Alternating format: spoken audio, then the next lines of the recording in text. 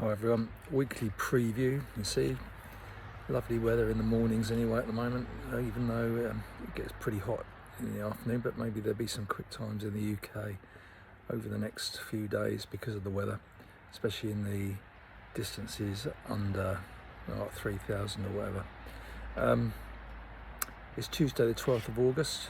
I'm looking through to Saturday the 16th, just going chronological order.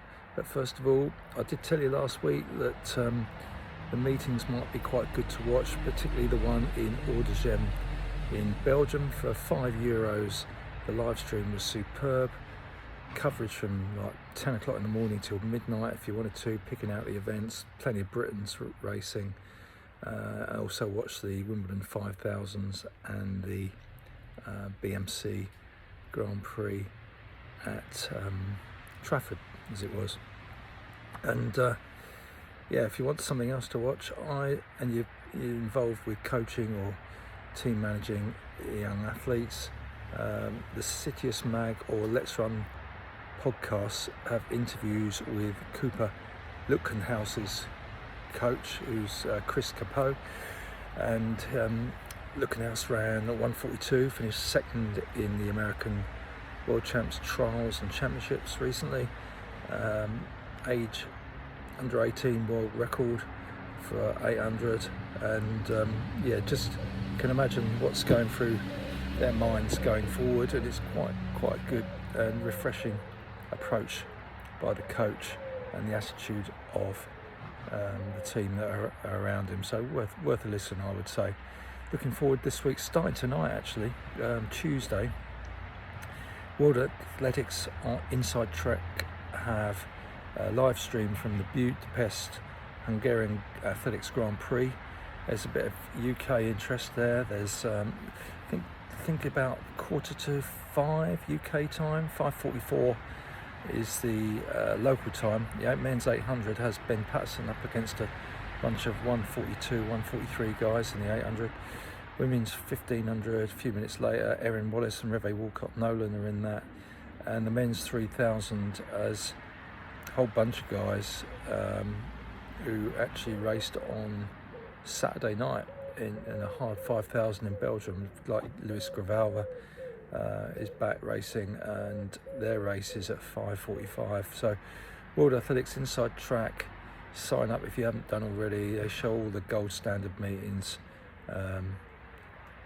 and it's free of charge, so worth a watch. That's tonight. I'll be at Eltham, or I'm due to be tomorrow, Wednesday, for the British Miners Club and Cambridge Harrows meeting, so I'll film many races as I can when I'm there. And then we look forward to Saturday, which is the first of a series of Diamond League meets. We've got Silesia in Poland on Saturday, then we've got the following Wednesday the 20th Lausanne, Friday Brussels, and then the following Wednesday 27th we've got the Diamond League final in Zurich. So plenty to look forward to, especially as it all finishes before the World Champs. So anybody who wins a Diamond League final event gets automatic qualification for the World Champs, and that means a few who haven't qualified are scratching around trying to get qualified via this route. So yeah, it makes for some interesting racing. On Saturday, BBC 2, 3 o'clock, is the Poland Diamond League from Silesia. Some cracking fields. Outside the Diamond League events though, the first one up, and might not be actually shown live, which is a bit of a shame, is the women's 800 with Keely Hodgkinson making her season debut. Then we've got women's 3,000 metres, which suspicion is that Faith Kipyegon is attacking the world record, which is 8:06. A bit of a debate about that, but when you look who's lined up for pacing, it makes you wonder if there's a world record attempt going on there. And then, funnily enough, not that long after that, the women's 1500 has Beatrice Chebet, who's the world record holder at 5,000 metres and has looked so good at times this season, and she will be going in the 1500, which is a rare event for her. But the way she runs, you wonder whether she's going to have a pop at the world record in that as well, especially as they've got Tezegay, who's in it, sorry about that, who's quite,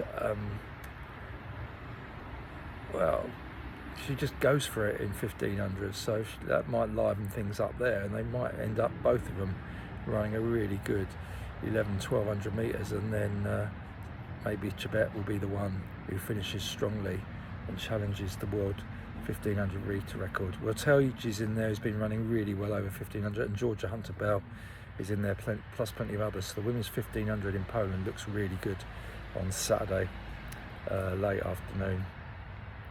Men's 100, yeah, really good as well. Noah Lyles against Kishane Thompson, the gold and silver medalist from the Olympics, and Kenny Bednarek in there. And if you were following the American Championships, there was a bit of beef between Lyles and Bednarek, so that comes back on Saturday. Women's 400 metre hurdles, Femke Bol looks like she'll dominate that one. Men's 1500, this is where it gets interesting, because you've got people in it who haven't qualified for the World Champs, like Yared Nuguse and Hobbs Kessler from the States, and this is their only potential route into the World Championships now, is by winning the Diamond League.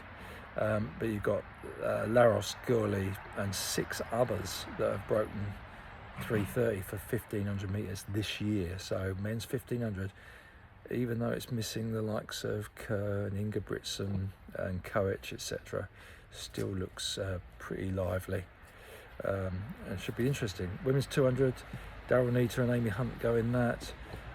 Men's 400 metres has Carsten Warholm, although he's up against Samba, who's actually gone a little bit quicker this year than Warholm.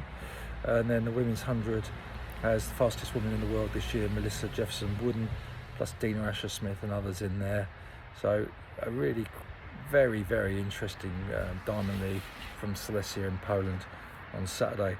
Unfortunately, I probably won't be able to watch it live, because I'll be in Horsepath near Oxford for the National Athletics League Championship match, which is basically a promotion playoff with 8 clubs: Yeovil, Swansea, Chelmsford, Sale, Crawley, York, Hearts Phoenix and Tunbridge going for that one, and the top 2 will go into the Premiership, which have their final match at Birmingham on Saturday.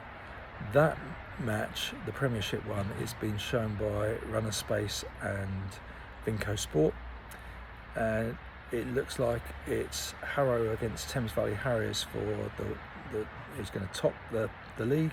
Harrow are just ahead at the moment, so only on match points, because they're equal on divisional points. And then it looks like Sheffield and Shaftesbury are likely to be relegated, so I've got to really up their game to stand any chance of avoiding the drop.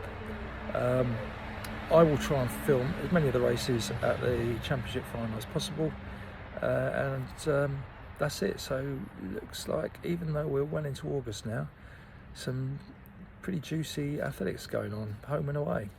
Hope you all have a good week.